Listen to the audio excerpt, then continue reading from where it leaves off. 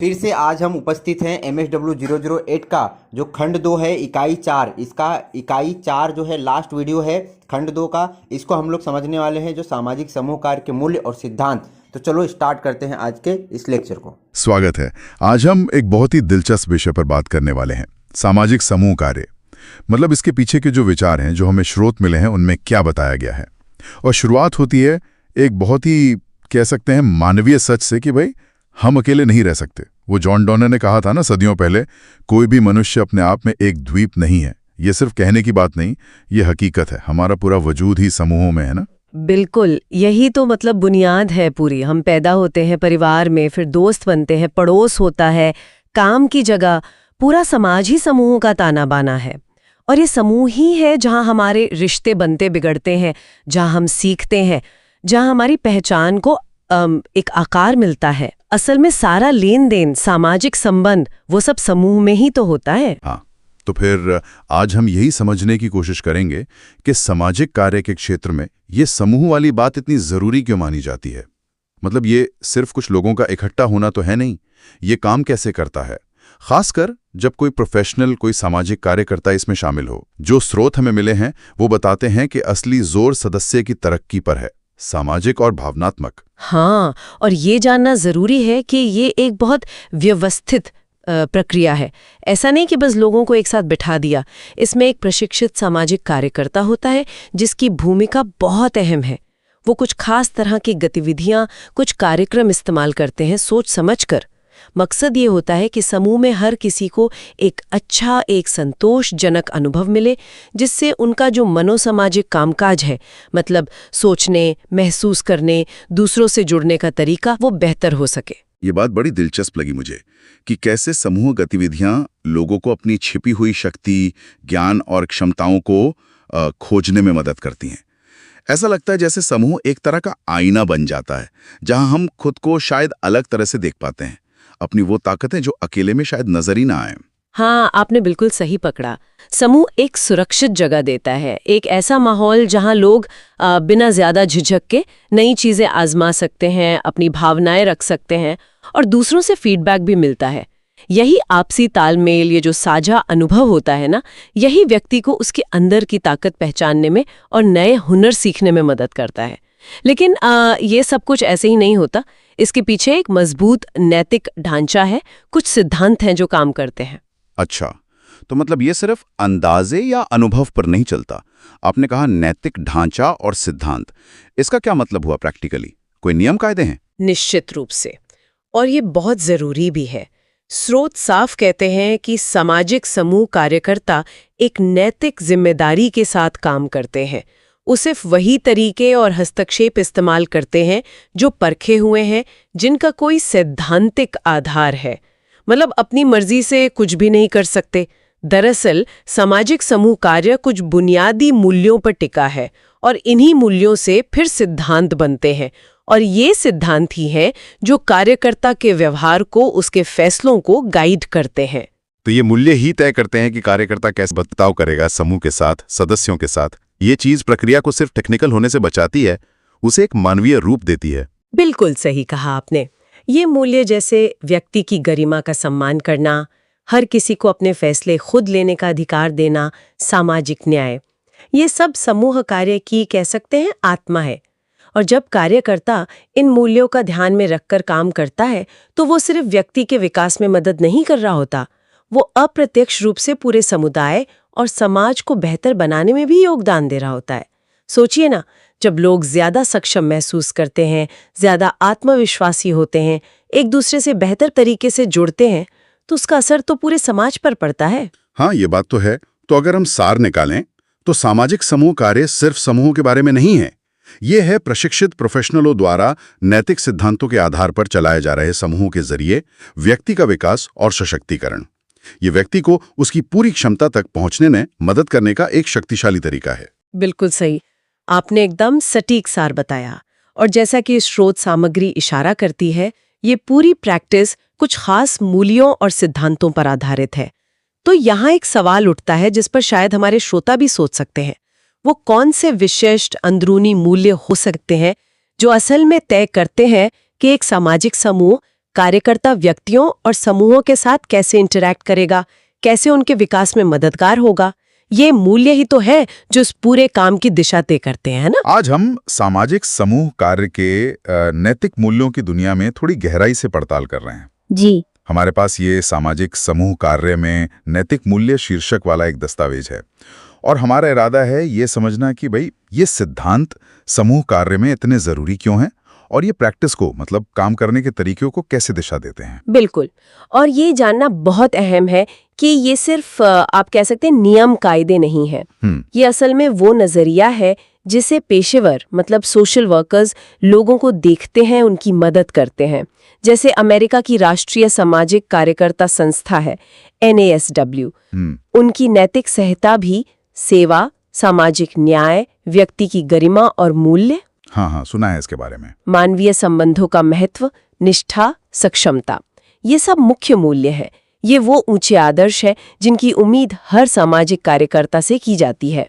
तो अगर हम इस दस्तावेज नॉर्दर्न के हिसाब से देखें तो पहला और शायद सबसे बुनियादी मूल्य है हर व्यक्ति की सहज गरिमा और उसका अपना मूल्य। जी। इसका मतलब तो यही हुआ ना कि हर सदस्य को, चाहे उनकी पृष्ठभूमि कुछ भी हो, जाति, धर्म, लिंग, वर्ग कुछ भी हो, उनको सम्मान मिलना चाहिए और उनकी जो अपनी खासियतें हैं, ताकतें हैं, उन्हें पहचानना जरूरी है। हाँ, और समूह में ये और भी अहम हो जाता है। कार्यकर्ता की भूमिका सिर्फ ये नहीं कि वो हरेक के मूल्यों को पहचाने, बल्कि ये भी देखे कि समूह के अंदर किसी की आवाज दबे नहीं। अच्छा। हर सदस्य को महसूस होना चाहिए कि वो बराबर है, उसे इज्जत मिल रही है, चाहे उनमें कोई कमी हो या विकलांगता हो। समानता और सम्मान का भाव दिलाना बहुत जरूरी है। ये संतुलन, हाँ, ये वाकई अहम लगता है। और इसी से जुड़ा हुआ अगला स्तंभ है सामाजिक न्याय। सामाजिक न्याय, बिल्कुल। दस्तावेज कहता है कि सभी के लिए संसाधनों और अवसरों तक समान पहुंच को बढ़ावा देना। सुनने में तो ये काफी सीधा लगता है, पर समूह के अंदर इसके मायने क्या हैं? देखिए, समूह के अंदर इसका मतलब है कि कार्यकर्ता को ये पक्का करना होगा कि समूह के भीतर जो अवसर हैं, जो संसाधन हैं, जैसे बोलने का मौका, कोई लीडरशिप रोल या समूह की गतिविधियों से जो फायदे मिल रहे हैं, वो ठीक से बटे हों। मतलब ऐसा ना हो कि कुछ ही लोग हावी हों। और अगर कोई सदस्य किसी भी कारण से पीछे छूट रहा है, तो कार्यकर्ता को शायद उसके लिए आवाज उठानी पड़े, उसकी वकालत करनी पड़े। यानी एक तरह से उसकी तरफ से बोलना। हाँ, बिल्कुल। और इसमें आत्मनिर्णय का अधिकार भी है। मतलब सदस्यों को अपनी राय रखने, समूह के फैसलों में शामिल होने का हक देना। सिर्फ उनकी जरूरतें पूरी करना नहीं, बल्कि उन्हें सशक्त बनाना है। अच्छा, और फिर तीसरा मुख्य मूल्य आता है आपसी जिम्मेदारी या परस्पर उत्तरदायित्व। जी, म्यूचुअल रिस्पॉन्सिबिलिटी। ये सोच के हम सब एक दूसरे पर निर्भर हैं अपनी जरूरतें पूरी करने के लिए। दस्तावेज ये भी कहता है कि ना व्यक्ति अकेले सब कुछ कर सकता है, न समाज। तो समूह कार्य में ये कैसे काम करता है? देखिए, समूह कार्य इसी आपसी निर्भरता को, इस इंटरडिपेंडेंस को एक ताकत की तरह इस्तेमाल करता है। अच्छा, कैसे? कार्यकर्ता सदस्यों के बीच में ना एक स्वस्थ संवाद, सहयोग, इसके तरीके विकसित करने में मदद करता है। लक्ष्य ये होता है कि सदस्य ये समझें कि उनके काम का असर दूसरों पर पड़ता है और वो एक दूसरे की मदद करना सीखें। ये उन्हें सिखाता है कि कैसे मिलकर लोकतांत्रिक तरीके से काम करें और अपनी सामूहिक जिम्मेदारी निभाएं। तो ये तीनों मूल्य, व्यक्ति की गरिमा, सामाजिक न्याय और आपसी जिम्मेदारी, ये सब जुड़े हुए लगते हैं। बिल्कुल जुड़े हुए हैं, एक के बिना दूसरा अधूरा है। लेकिन नॉर्दर्न ये भी कहते हैं कि ठीक है, कार्यकर्ता नैतिक संहिता से तो बंधे हैं, पर उन्हें लचीला होना पड़ता है, फ्लेक्सिबल। हाँ, हर समूह अलग है, हर स्थिति अनोखी है। कार्यकर्ता को सदस्यों की बदलती जरूरतों को, समूह के हालात को समझना होता है। इन सिद्धांतों को कोई पत्थर की लकीर मानकर नहीं चलना है। एक गाइड की तरह। हाँ, एक मार्गदर्शक की तरह। और कभी-कभी नैतिक दुविधाएं भी आती हैं।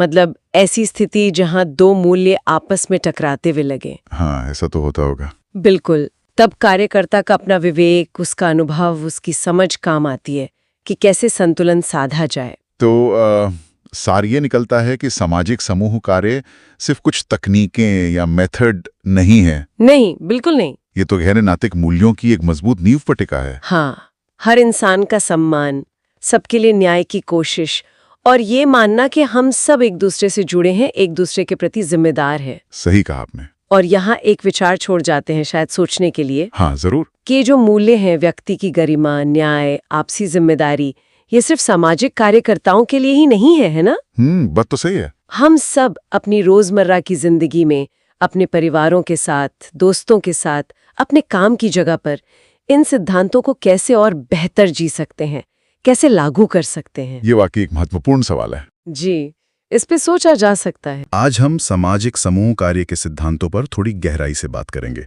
हाँ, हमारे पास कुछ लेख हैं, हार्लिक बी ट्रैकर के पुराने काम और जौहरी के नए नजरिए पर। मकसद ये समझना है कि ये सिद्धांत हैं क्या और समय के साथ कैसे बदले हैं। बिल्कुल।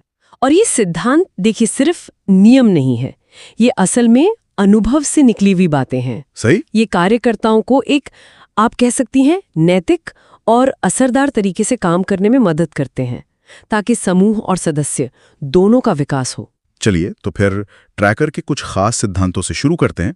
पहला है नियोजित समूह निर्माण। सुनने में तो आसान लगता है, पर समूह को प्लान करके बनाना इतना अहम क्यों है?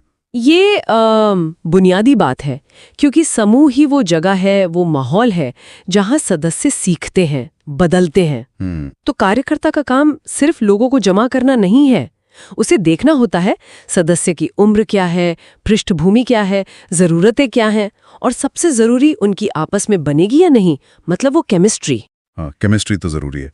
और भारत जैसे इतने विविध समाज में जहां लोगों को एक समूह में लाना और फिर उन्हें बनाए रखना काफी मुश्किल हो सकता है। सही कह रही हैं। तो कार्यकर्ता की समझ और कुशलता यहाँ और भी ज्यादा मायने रखती है। ये नींव रखने जैसा है। बिल्कुल, नींव मजबूत होनी चाहिए। अच्छा, तो समूह बन गया। अब ट्रैकर का अगला सिद्धांत है विशिष्ट समूह उद्देश्यों का सिद्धांत। इसका क्या मतलब हुआ? इसका मतलब है कि समूह का लक्ष्य बिल्कुल साफ होना चाहिए, एकदम स्पष्ट। ओके। और ये लक्ष्य ऐसे ही नहीं बनते हैं, ये सदस्यों की जरूरतें देखकर, समूह क्या कर सकता है ये देखकर, और एजेंसी क्या चाहती है, इन सबको मिलाकर तय होते हैं। अच्छा। कार्यकर्ता को ये पक्का करना होता है कि उद्देश्य सबको साफ हो, सदस्य उन्हें समझें। यदि तो समूह सही दिशा में काम करेगा, न कि कार्यकर्ता जो चाहे वो करे। मतलब एक तरह से ये समूह का कंपास है। हाँ, बिल्कुल सही कहा, कंपास की तरह। तो लक्ष्य तय हो गया। अब समूह के अंदर जो बातचीत होती है, मार्गदर्शित समूह अंतरक्रिया का सिद्धांत, ये इसी बारे में है। ये अंतरक्रिया क्या चीज है असल में? हाँ, अंतरक्रिया मतलब सदस्यों का आपस में मिलना जुलना, बात करना, लेकिन सिर्फ बात करना नहीं। अच्छा। मतलब ऐसा संपर्क जिससे वो एक दूसरे पर असर डालें, सीखें, और जिसके जरिए उनके व्यवहार में, सोच में बदलाव आए। ओके। और कार्यकर्ता का काम है इस बातचीत को, इस लेन देन को सही दिशा देना, उसे ऐसे गाइड करना कि वो फायदेमंद हो, सदस्यों के विकास में मदद करे। मतलब वो बस देखता नहीं रहता? नहीं, बिल्कुल नहीं। उसकी मौजूदगी, उसकी समझदारी ये तय करती है कि बातचीत कितनी गहरी और उपयोगी होगी। यूं समझ लीजिए एक कुशल बागबान की तरह। बागबान, ये अच्छा उदाहरण है। अच्छा, एक और सिद्धांत है जो मुझे काफी दिलचस्प लगा, लोकतांत्रिक समूह स्वयं निर्धारण। मतलब समूह अपने फैसले खुद करें। हाँ। पर इसमें यह डर नहीं रहता कि भाई अगर कार्यकर्ता ने कंट्रोल छोड़ा तो समूह कहीं गलत दिशा में न चला जाए? कार्य की आत्मा है लोगों को ताकत देना, सशक्त बनाना। इसका ये मतलब नहीं कि कार्यकर्ता बिल्कुल पीछे हट जाए, नहीं। बल्कि वो समूह को धीरे धीरे जिम्मेदारी लेना सिखाए, उनकी क्षमता के अनुसार। अच्छा, धीरे धीरे। हाँ, अधिकार जमाने के बजाय उन्हें फैसला लेने लायक बनाना है। ये भरोसे की बात है, समूह की काबिलियत पर भरोसा। तो खुद फैसला करना असल में उन्हें आत्मनिर्भर बनाना है। समझ गया। तो ये कंट्रोल छोड़ना नहीं बल्कि क्षमता बढ़ाना है। पर ये सब जो हो रहा है, ये काम कर भी रहा है या नहीं, ये कैसे पता चलेगा? यहीं पर मूल्यांकन का सिद्धांत आता है। बिल्कुल सही। और ट्रैकर्स इस पर बहुत जोर देते हैं कि मूल्यांकन कोई आखिर में करने वाला काम नहीं है। अच्छा। ये लगातार चलना चाहिए, साथ साथ। इसके बिना तो हम अंधेरे में ही तीर चलाते रहेंगे। हाँ, ये तो है। मूल्यांकन से ही पता चलता है कि लक्ष्य कितने पूरे हुए, सदस्यों की जरूरतें पूरी हुई या नहीं, कौन सी तकनीकें काम कर रही हैं, कहाँ कमी रह गई। जैसा सिद्दीकी भी कहते हैं, मूल्यांकन से ही सुधार की दिशा मिलती है, वरना क्या होगा, उद्देश्य पुराने पड़ जाएंगे, समूह बेअसर हो जाएगा। हाँ, मतलब ये जरूरी है, भले ही मुश्किल हो। बहुत जरूरी। इसके बिना गाड़ी पटरी से उतर सकती है। तो ये तो थे ट्रैकर के कुछ क्लासिक बुनियादी सिद्धांत, लेकिन आपने शुरू में जॉरी का भी जिक्र किया था। स्रोत में उनके सॉल्यूशन फोकस्ड ग्रुप वर्क की बात है, ये कैसे अलग है? हाँ, जॉरी का नजरिया आप कह सकती हैं एक तरह से पासा पलट देता है। अच्छा, कैसे? देखिए, जो पारंपरिक मॉडल है वो अक्सर समस्याओं पर, क्या गलत है, क्या कमियां हैं, इस पर ज्यादा ध्यान देते हैं। हाँ, अक्सर ऐसा ही होता है। लेकिन जॉरी का जो समाधान केंद्रित तरीका है वो ताकतों पर ध्यान देता है। क्या अच्छा है, क्या काम कर रहा है, सदस्य क्या कर सकते हैं, भविष्य के लक्ष्य क्या है। मतलब प्रॉब्लम की बजाय सॉल्यूशन पे फोकस। बिल्कुल, समस्याओं को खोदने के बजाय ये देखता है कि अभी क्या हुनर है, क्या समाधान मौजूद है और उन्हें कैसे बढ़ाया जाए। सहयोग पर बहुत जोर है। और इसमें वो हास्य और रचनात्मकता की भी बात है। हाँ बिल्कुल, माहौल को हल्का रखना, नए तरीके आजमाना, ये समूह की अपनी अंदरूनी ताकत और सदस्यों की काबिलियत पर ज्यादा भरोसा करता है। परंपरागत मॉडल से काफी अलग है ये। ये तो वाकई एक अलग नजरिया है। समस्याओं के विश्लेषण से हटकर समाधान बनाने पर ध्यान देना। हाँ, और ये दिखाता है कि ये सिद्धांत कोई पत्थर की लकीर नहीं है। सही। ये समय के साथ, समाज के साथ, अनुभव के साथ बदलते हैं, विकसित होते हैं। आज की तारीख में सदस्यों को सशक्त बनाने, उनकी शक्तियों पर ध्यान देने पर ज्यादा जोर है। तुमने देखा कि सामाजिक समूह कार्य के ये सिद्धांत एक मजबूत ढांचा तो देते हैं, लेकिन वो लचीले भी हैं और नए विचारों और नए तरीकों के लिए हमेशा जगह रहती है। ट्रैकर की नींव पर जॉरी जैसे नए दृष्टिकोण खड़े हुए हैं। बिल्कुल। सबसे अहम बात है सिद्धांतों को रटना नहीं, बल्कि उन्हें समझना और फिर उन्हें समझदारी से, हालात के हिसाब से इस्तेमाल करना। सही कहा। अच्छा, जाते जाते एक सवाल श्रोताओं के सोचने के लिए छोड़ जाते हैं। ये जो हमने औपचारिक मतलब फॉर्मल समूहों के सिद्धांतों की बात की, ये हमारे रोजमर्रा के जो अनौपचारिक समूह होते हैं, जैसे हमारा परिवार, दोस्त या पड़ोसियों का कोई ग्रुप, उन पर ये सिद्धांत कैसे लागू होते होंगे या उनसे कितने अलग होते होंगे, इस पर सोचिएगा जरूर। हम सामाजिक समूह कार्य के जो बुनियादी मूल्य और सिद्धांत हैं, उन पर थोड़ी गहराई से बात करेंगे। जी। हमारे पास कुछ अकादमिक स्रोत हैं और हम ये समझने की कोशिश करेंगे कि जो समूह कार्यकर्ता होते हैं उनके लिए सही रास्ता क्या है, कौन सी मान्यताएं हैं, मतलब कौन से उसूल उनके काम आते हैं। बिल्कुल, और ये समझना बहुत जरूरी भी है कि ये आधारशिला, ये नैतिक ढांचा क्यों इतना मायने रखता है। हाँ, ये सिर्फ कोई थ्योरी नहीं है, ये वो फ्रेमवर्क है जो कार्यकर्ताओं को गाइड करता है और उनके काम को असरदार और नैतिक बनाता है। सही बात है। बिना इसके तो शायद काम ठीक से हो भी ना पाए। हाँ, दिशाहीन हो सकता है। बिल्कुल। अच्छा, तो स्रोत बताते हैं कि कार्यकर्ताओं से उम्मीद की जाती है कि वो सोच समझकर, मतलब जांचे परखे तरीकों से काम करें।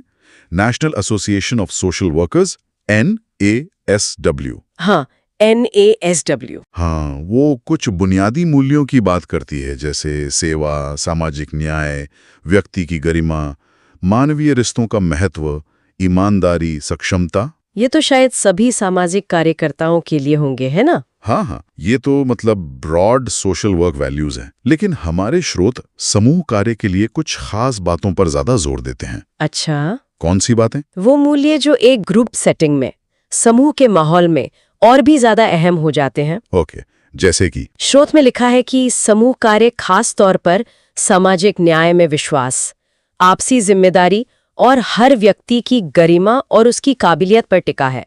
मतलब चाहे कोई भी जाति, धर्म, लिंग, वर्ग हो। बिल्कुल। मुझे ये आपसी जिम्मेदारी वाला पॉइंट थोड़ा इंटरेस्टिंग लगा। इसका मतलब है कि लोग एक दूसरे पर निर्भर हैं अपनी जरूरतें पूरी करने के लिए। हाँ, ये आपसी जिम्मेदारी या म्यूचुअल रिस्पॉन्सिबिलिटी का जो आइडिया है वो ग्रुप वर्क के बिल्कुल केंद्र में है। इसका मतलब सिर्फ मदद का लेना देना नहीं है, बल्कि ये एहसास कि समूह के सदस्य एक दूसरे के विकास और भलाई के लिए मिलकर जिम्मेदार हैं। अच्छा, पर इसमें मुश्किलें नहीं आती, जैसे व्यक्तिगत जरूरतें और समूह की जरूरतें। हाँ, बिल्कुल आती हैं। मुश्किलें तब आती हैं जब इंडिविजुअल नीड्स ग्रुप की नीड्स से टकराती हैं या जब कुछ सदस्य अपनी जिम्मेदारी ठीक से नहीं निभाते। यहीं पर कार्यकर्ता का रोल बहुत अहम हो जाता है। ओके, तो ये मूल्य सिर्फ कहने के लिए नहीं है, ये एक्चुअली कार्यकर्ताओं के हर फैसले और एक्शन का आधार बनते हैं। और इन्हीं मूल्यों से वो सिद्धांत निकलते हैं जो प्रैक्टिस को गाइड करते हैं। समझ गया। तो ये वैल्यू से प्रिंसिपल्स तक का सफर कैसे होता है?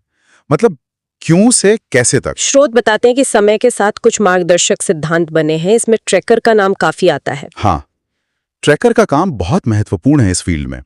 उन्होंने कई सिद्धांतों को एक तरह से लिस्ट किया है। हाँ, लिस्ट तो है, उसमें से कुछ खास सिद्धांतों पर बात कर सकते हैं।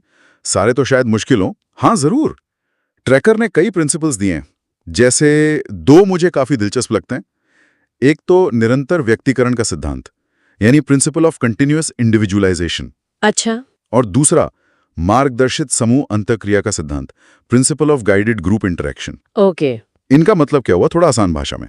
पहला वाला व्यक्तिकरण कहता है कि आपको हर सदस्य को एक अलग व्यक्ति के तौर पर समझना है, उसकी अपनी जरूरतें, अपनी खासियतें। ठीक है। और दूसरा गाइडेड इंटरैक्शन कहता है कि कार्यकर्ता को ग्रुप की बातचीत को, एक्टिविटीज को एक दिशा देनी होगी ताकि ग्रुप अपने मकसद तक पहुंचे। ये तो बैलेंस करने वाली बात हो गई। व्यक्ति पर ध्यान दें या समूह पर? एग्जैक्टली, यही चुनौती है। इसी में कार्यकर्ता की कुशलता दिखती है। एक और सिद्धांत जिसका जिक्र है वो है लोकतांत्रिक समूह स्वनिर्धारण, डेमोक्रेटिक ग्रुप सेल्फ डिटर्मिनेशन। ये सुनने में तो बड़ा अच्छा लगता है, पर प्रैक्टिकली इसका क्या मतलब है? क्या वर्कर बस साइड में खड़ा हो जाता है? नहीं, ऐसा बिल्कुल नहीं। इसका मतलब ये नहीं कि कार्यकर्ता कुछ करता ही नहीं। इसका मतलब है समूह को ये अधिकार और मौका देना कि वो अपने लक्ष्य खुद तय करें, अपने फैसले लें, अपने काम करने का तरीका चुनें। अच्छा। कार्यकर्ता का काम यहाँ कंट्रोल करना नहीं, बल्कि इस प्रोसेस को फैसिलिटेट करना है, सदस्यों को एम्पावर करना है और ये देखना है कि सबकी आवाज सुनी जाए। ये ग्रुप को सेल्फ रिलायंट बनाने का तरीका है। समझ गया। तो ये सिद्धांत एक तरह से गाइड बुक का काम करते हैं कार्यकर्ताओं के लिए। हाँ बिल्कुल, ये एक वैचारिक गाइड है जो मुश्किल सिचुएशंस में रास्ता दिखाती है। और क्या ये पुराने सिद्धांत जैसे ट्रैकर वाले आज भी उतने ही काम के हैं? जमाना तो बदल गया है। हाँ, काफी हद तक देखिए कॉन्टेक्स्ट बदल गया है, सोशल मीडिया आ गया है, चीजें ऑनलाइन हो रही हैं, लेकिन जो मूल विचार हैं वो आज भी उतने ही प्रासंगिक हैं। जैसे शेरी की 2001 की किताब की बात करें, वो ग्रुप्स की थेराप्यूटिक पावर यानी उपचारात्मक शक्ति की बात करती है। अब ये शक्ति आती कहाँ से है? ये काफी हद तक इन्हीं बुनियादी सिद्धांतों से आती है। जब लोगों को लगता है कि वे एक दूसरे की मदद कर रहे हैं, आपसी जिम्मेदारी, जब उन्हें अपनी बात कहने और फैसले लेने का मौका मिलता है, स्वनिर्धारण, जब उनकी बातचीत को सही दिशा दी जाती है, मार्गदर्शित अंतःक्रिया, तो नींव वही है, भले ही बिल्डिंग थोड़ी नई दिखती हो। सही कहा। तो कुल मिलाकर बात यह है कि सामाजिक समूह कार्य सिर्फ लोगों को एक साथ बिठा देना नहीं है, इसके पीछे एक पूरा नैतिक ढांचा है, सामाजिक न्याय, आपसी जिम्मेदारी जैसे मूल्य जी। और कार्यकर्ताओं के पास ट्रैकर जैसे लोगों के दिए हुए सिद्धांत हैं। हर व्यक्ति पर ध्यान देना, समूह को दिशा देना, उन्हें अपने फैसले लेने देना ताकि वे अपना काम ठीक से कर सकें। बिल्कुल सही कहा। और यहाँ एक सोचने वाली बात छोड़ जाते हैं अपने श्रोताओं के लिए। हाँ, ये सिद्धांत खास तौर पर आपसी जिम्मेदारी और लोकतांत्रिक स्वनिर्धारण वाले आज की डिजिटल दुनिया में कैसे काम करते हैं, जब समूह आमने सामने नहीं बल्कि ऑनलाइन मिलते हैं, फेसबुक ग्रुप्स में, व्हाट्सएप ग्रुप्स में। क्या ये सिद्धांत वैसे ही लागू होते हैं या इन्हें नई चुनौतियों का सामना करना पड़ता है, और क्या हमें नए तरीकों की ज़रूरत है? इस पर सोचना काफ़ी दिलचस्प हो सकता है। उम्मीद है दोस्तों आपको यह वीडियो पसंद आया होगा और सब कुछ अच्छे से समझ आया होगा। अगर वीडियो अच्छा लगा तो कमेंट करके ज़रूर बताएं, चैनल को सब्सक्राइब करें, वीडियो को लाइक करें और ऐसे ही महत्वपूर्ण जानकारी सभी तक पहुंचाने के लिए इसे शेयर ज़रूर करें। फिर मिलते हैं अगली वीडियो में नई जानकारी के साथ। तब तक के लिए धन्यवाद। जय हिंद।